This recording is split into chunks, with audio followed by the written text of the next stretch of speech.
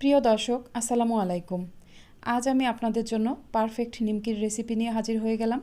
খুব সহজেই ঘরেই কিভাবে দোকানের মতো মুচমুচে খাস্তা নিমকি বানিয়ে নেওয়া যায়, সেই রেসিপি আমি আপনাদের সাথে শেয়ার করব। পারফেক্ট নিমকি বানানোর জন্য আমি এখানে নিয়েছি মেজারমেন্ট কাপের 2 কাপ পরিমাণ ময়দা। এরপর এখানে দিয়ে দিব সামান্য লবণ। এবার এখানে আমি 1 চা চামচ কালো জিরা 2 হাত দিয়ে এইভাবে একটু ঘষে ঘষে তারপর দিয়ে দিব। এভাবে ঘষার ফলে কালো জিরার খুব সুন্দর একটা ফ্লেভার আসবে।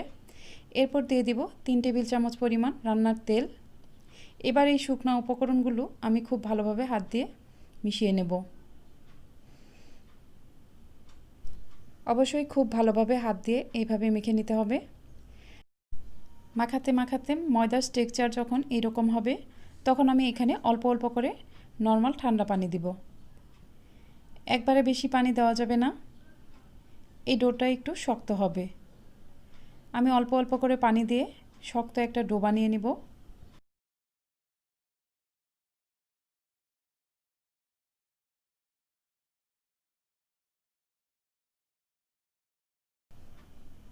এই ডোটা বানাতে আমার এখানে হাফ কাপ পরিমাণ পানি লেগেছে। 2 কাপ ময়দার জন্য হাফ কাপ পরিমাণ পানি যথেষ্ট। এরপর আমি এই ডোটাকে হাত দিয়ে এইভাবে চেপে চেপে নেব।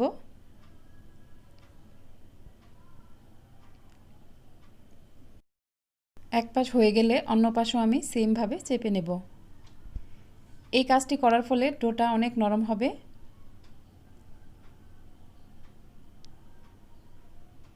এরপর আমি এই ডোটা 20 মিনিট রেস্টে রাখব। 20 মিনিট পর আমি ডোটা আরও একটু চেপে চেপে মথে নেব।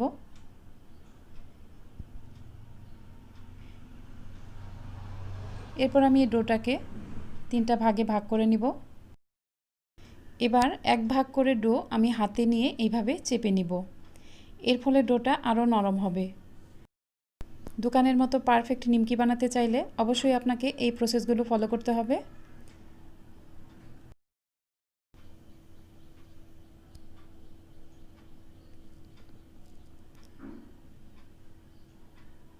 এগুলো ভালোভাবে মথা হয়ে গেলে আমি একটা রুটি বেলার বোর্ডে সামান্য পরিমাণ ময়দা নিয়ে নিব এবং এখান থেকে এক ভাগ ডো নিয়ে রুটি বেলে নেব। চেষ্টা করবেন ময়দা যতটা সম্ভব কম নেওয়া যায়। আর এই রুটিটা কিন্তু আমরা সাধারণত ঘরেই যে রুটি বানাই সেই রুটির থেকে একটু মোটা হবে।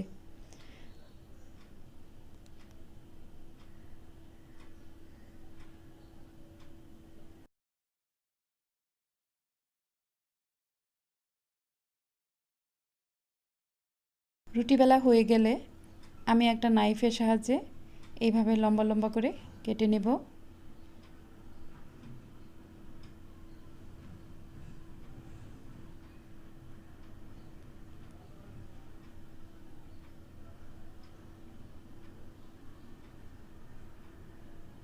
এখন আমি এগুলো নিমকির মতো শেপ দিয়ে সমানভাবে কাটবো।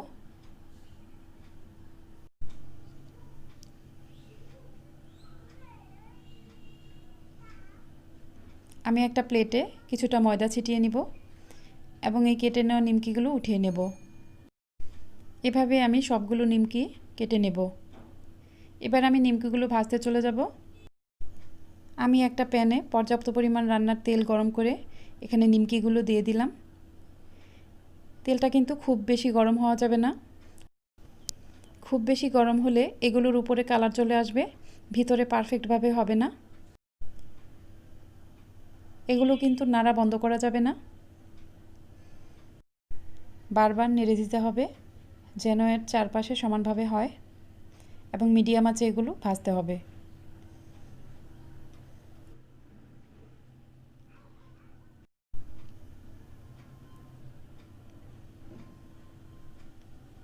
এগুলো যখন ব্রাউন কালার হয়ে যাবে তখন একটা প্লেটে আমি এগুলো উঠিয়ে নেব। এভাবেই আমি সবগুলো নিমকি ভেজে নেব। আমার সবগুলো নিমকি ভাজা হয়ে গেছে। আমি এগুলো আমার ঘরেই তৈরি মিষ্টি ও 1 কাপ চায়ের সাথে পরিবেশন করেছি।